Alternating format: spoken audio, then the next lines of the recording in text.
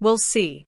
In a post on social media, Natasha shared how proud she was and how much admiration she had for this team. Have you felt anything similar over the last few days? And how do you balance those emotions with such a painful ending to the season? Nobody expected what happened next. In the WNBA, Lexie Hull was once a player fighting simply to stay on the roster during her first 2 seasons, second-guessing every shot she took and quietly wondering whether each day might be the day she was released. Then, almost overnight, everything changed. Lexie Hull didn't just experience one of the most dramatic transformations in women's basketball history. She also became one of the sport's most fascinating stories. And now, after spending years at the center of the Caitlyn Clark phenomenon, she has finally spoken about what it was really like, the true version, not the one portrayed by the media. And honestly, what she revealed surprised almost everyone. To understand why, you first need to know where Lexie Hull was before Caitlyn Clark ever walked into Gainbridge Fieldhouse. Before any of this began, the Indiana Fever selected Hull with the 6th overall pick in the 2022 draft. On paper, it sounded like a dream. A top 10 selection, 6th overall. A Stanford graduate who had won a national championship, earned 3 All-Pac, 12 selections, received the class award, and captured the Elite 90 award for academic and athletic excellence during her final season. This was supposed to be the beginning of something special. Instead, because of the difficult circumstances during those early years, it turned into a struggle that most people never really saw. At the time, the Fever were one of the weakest teams in the league, moving from losing seasons to missing the playoffs entirely.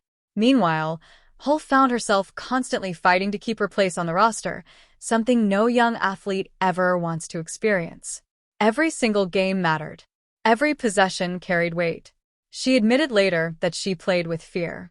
During her first 2 seasons, she averaged fewer than 5 points per game.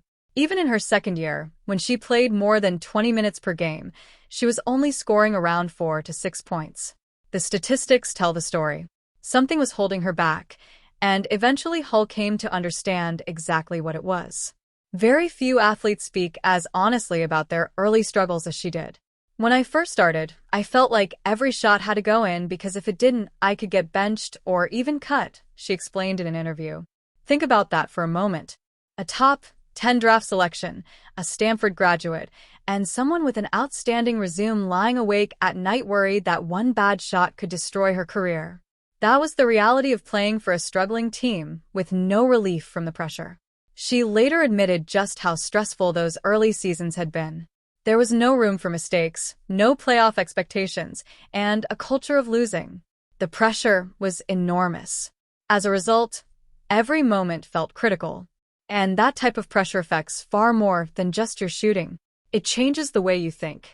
It changes how you move. It even changes how you breathe when you're on the court.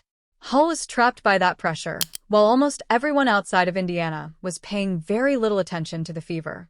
But then something happened that changed not only Lexie Hull's career, but also the direction of the franchise and very likely the future of women's basketball in America. The Indiana Fever selected Caitlyn Clark with the 1st overall pick in the 2024 WNBA draft. If you need a reminder of who Caitlyn Clark was at that moment, here's the short version. She was the highest-scoring player in NCAA basketball history, regardless of gender.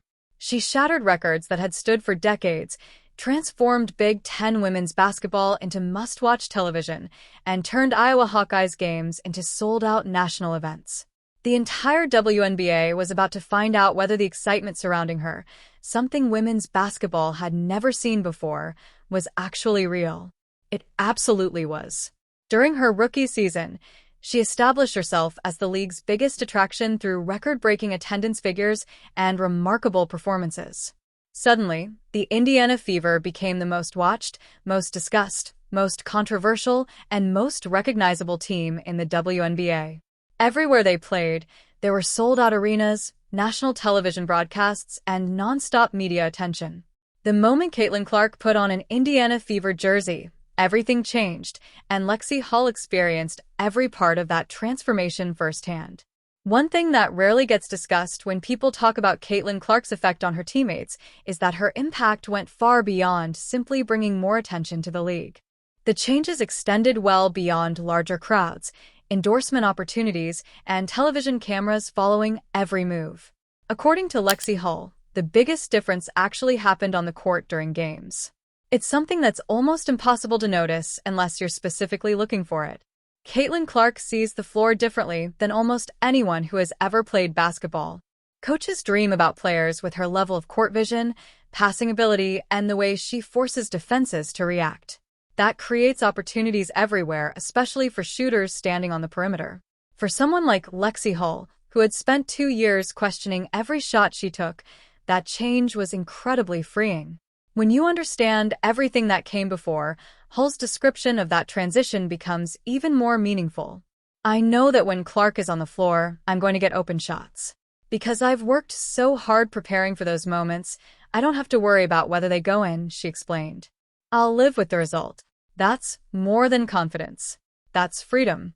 It's the kind of freedom that only comes after years of pressure finally disappear. And the numbers backed up exactly what she was saying.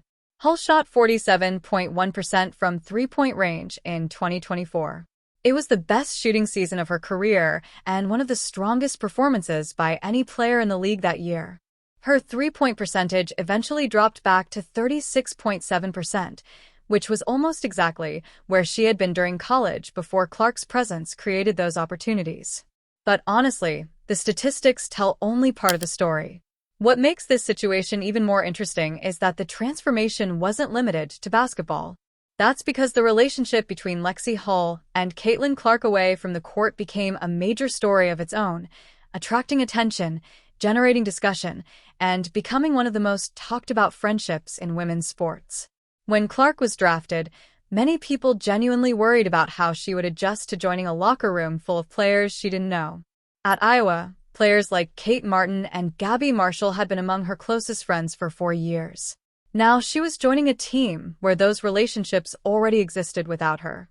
She also arrived as the new face of the franchise. The concerns were understandable. Would she fit in? Would the existing players embrace her? Or would all of the attention create tension? What actually happened was something entirely different. Clark and Lexie Hull connected almost immediately. By the end of that first season, they were spending time together off the court in Indianapolis like longtime friends. They were making TikTok videos, laughing together, and trying different drinks. During the Olympic break, they even traveled to Mexico. Fans loved watching their friendship develop because the chemistry between them felt completely genuine. By 2025, however, that friendship had evolved into something fans started calling by a completely different name. What had once been a duo became a trio after Sophie Cunningham was traded to Indiana before the start of the 2025 season. Clark, Hull, and Cunningham began referring to themselves as the Tres Leches, and together they created some of the funniest and most popular content in the WNBA. Hull and Cunningham even served as Clark's caddies during an LPGA Pro-Am event. They constantly teased each other on social media. "We are so back," Clark wrote on Instagram after sharing photos from Fever Media Day. Hull responded by joking about Clark's lack of time in the sun. In one of the funniest comments of the offseason, she told People magazine that Clark could probably benefit from getting some sunlight. It was exactly the kind of teasing that only happens when people are genuinely comfortable around each other. It also gave WNBA fans a rare look at the players' personalities, something they had never really experienced before. Hull also revealed that Clark would be attending her wedding. Hull became engaged in April 2025 to former Pittsburgh Pirates pitcher Will Matheson. Matheson had been a standout baseball player at Stanford, where the two originally met. After a series of injuries ended his baseball career, he moved to Indianapolis to be with Hull, which says a great deal about the strength of their relationship.